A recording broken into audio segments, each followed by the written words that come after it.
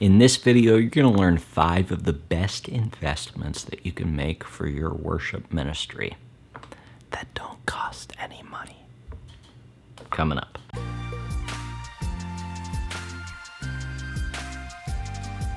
Hey, Spencer here from Leading Worship Well, the place where we talk about how to lead yourself well, lead your church well, and lead worship well. In this video, we're talking about investments that you can make in your worship ministry that don't cost any money. There's so many things in our worship ministry that we can invest in that cost money, but I think oftentimes those don't have the biggest impact. For example, my church, we just went through the process of renovating our worship space, and it was necessary. I might do a walkthrough here. That's why I just mentioned it on the channel at some point, but it was necessary. Our church was like 50 years old as far as what our worship space looked like, and now it looks really good, and we've got a new sound system, and those were good investments. But I don't just want to talk about good investments. I want to talk about the best investments that you can make in your worship ministry, and they're things that don't cost any money. That means that if you're in a small church with a small budget, you can do these things that I'm talking about. You can invest in them. And so before we get into those 5 things, I want to hear from you. What's the best investment that you've made in your worship ministry? Where have you spent time or money and you feel like it's been an amazing investment and has really helped improve the future of your church? Let us know in the comments below. I'll talk to you in a second.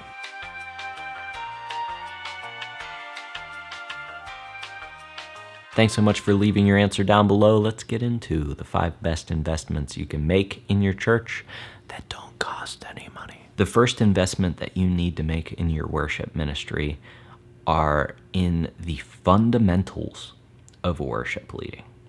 That's right, not in buying a new guitar pedal, not in buying a new guitar, not in some sound system, but in the fundamentals of leading worship. That means learning how to pick songs. That means learning how to lead your worship team. That means learning how to speak between songs. All of these things are so important when it comes to worship leading, and we can't just take a fancy new guitar or a fancy new guitar pedal and just get it and pay $500 or $2,000 for a new guitar and think, okay, now I'm going to be able to do what I need to do at my church. If we never invest in the fundamentals, we'll never be able to lead worship well. And that's what we're here for, right? And that's why I rarely talk about gear on this channel. Of course, I believe that gear is important. I think there's some amazing YouTube channels that talk about it and cover it way better than I ever could, and I don't think it's a waste of your time if you watch those videos. I think that those are very important to understand the tech side of leading worship.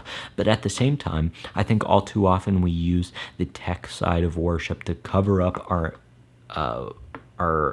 inability to have the fundamentals of leading worship well down. It's so much easier to just throw money at a problem than it is to actually fix what the problem is. And so technology can be an amazing tool in our ministry, but at the same time, we need to have an understanding of what it means to be a worship leader and have those fundamentals down, or else we're just going to have a really shiny coat of paint on an inferior worship leading, and that's not what we want. So invest in the fundamentals. How do you do that?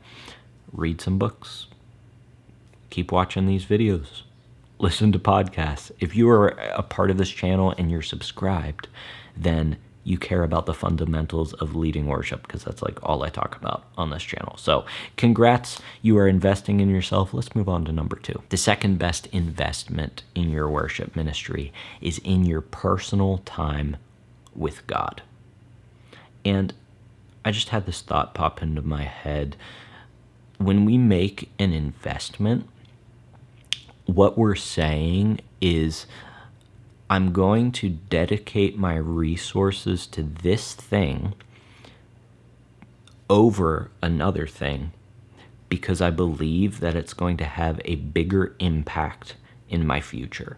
So if you invest in something for retirement, for example, and you buy a stock or a mutual fund or whatever, you are taking your resources, your money, and you are investing and you're buying something that you think in the future is going to be worth more. And in doing so, you're choosing that thing over the 1,000 other stocks or mutual funds that you could be buying because you think that this one is going to give you a bigger return on your investment. And so to bring that back, your personal relationship with God, I think, is one of the best investments that you can make. And that's really hard for us to understand. And whenever we're talking about the resources that we're investing here, we're talking about our time. And it's so easy to wake up in the morning and maybe you woke up a little bit late and you're like, oh my gosh, I have so much to do today. I've got to plan for Sunday at church. I've got to get in contact with my worship team. I've got to lead worship rehearsal. I've got a staff meeting. I've got like all of these millions of different things to do. And we think, if I don't do these things, everything is going to fall apart. And then over here is like our personal time with God. And we're like, I can't really take a half an hour to read my Bible and pray. And so don't let that be your investment.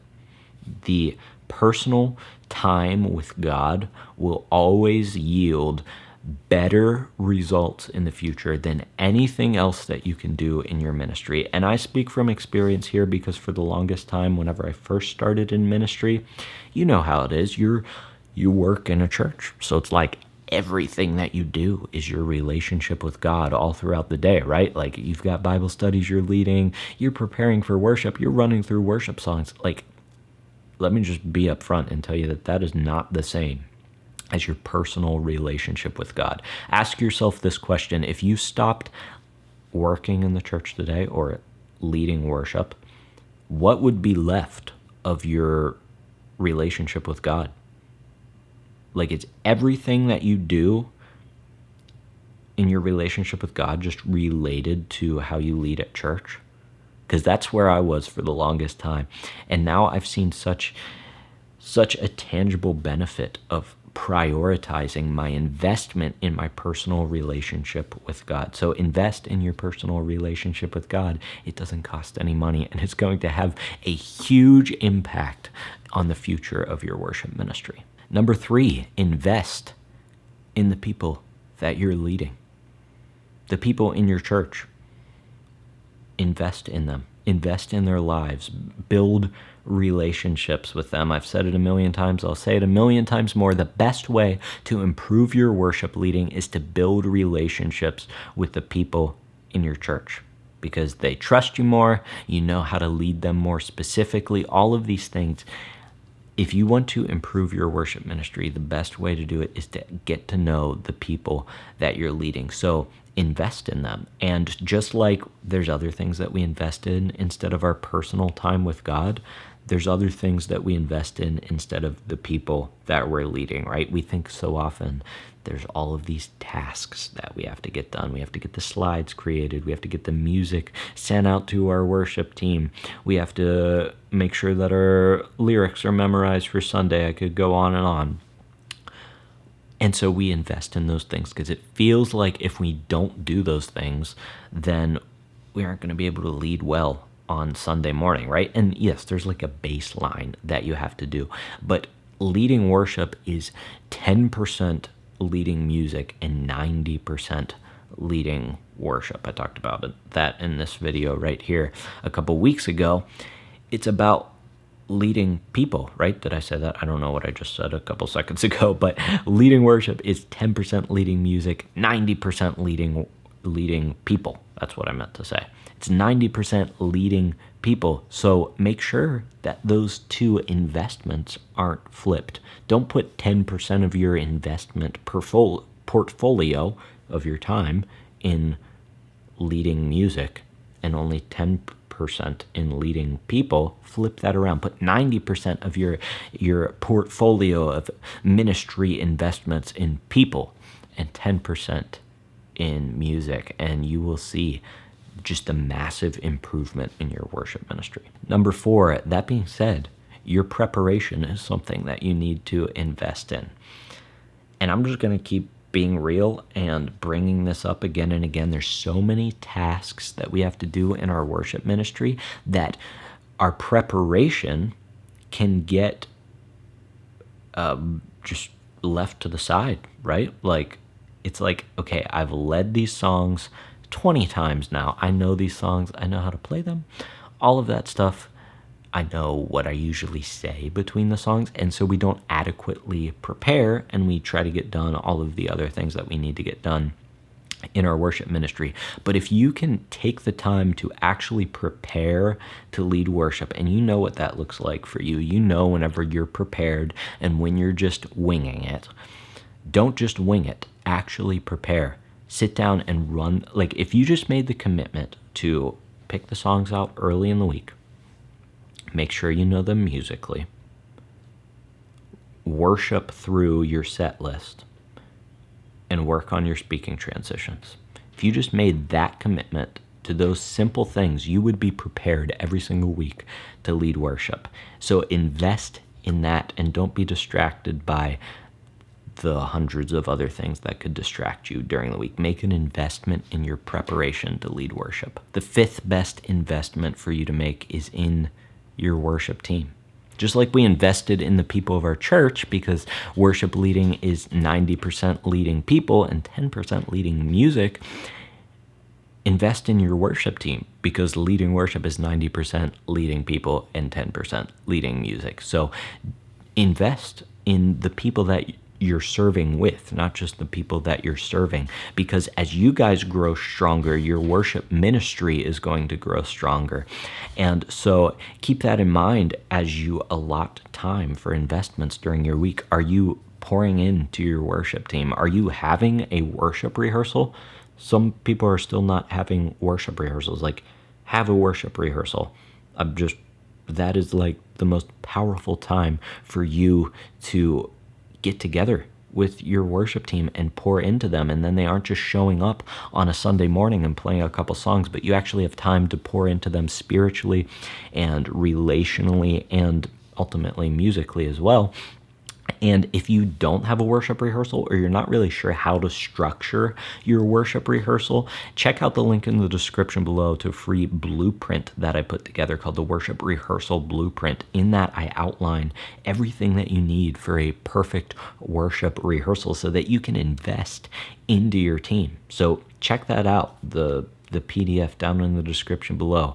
I walk you through the 5 essential parts to a worship rehearsal so that you can lead your team well spiritually, relationally, and musically. So invest in your worship team, and that's how you're going to have a sustainable ministry where you have more worship leaders in your ministry, and your ministry outlives you whenever you aren't able to lead worship anymore. Thanks so much for joining me. If you enjoyed this video, click subscribe down below. I'm putting out videos every single week, and then I've got advanced guitar tutorials if you play guitar as well, so check those out over on my channel. You'll probably find some songs that you play at your church. You can level up your guitar playing. Other than that, thanks so much for joining me. Until I see you in the next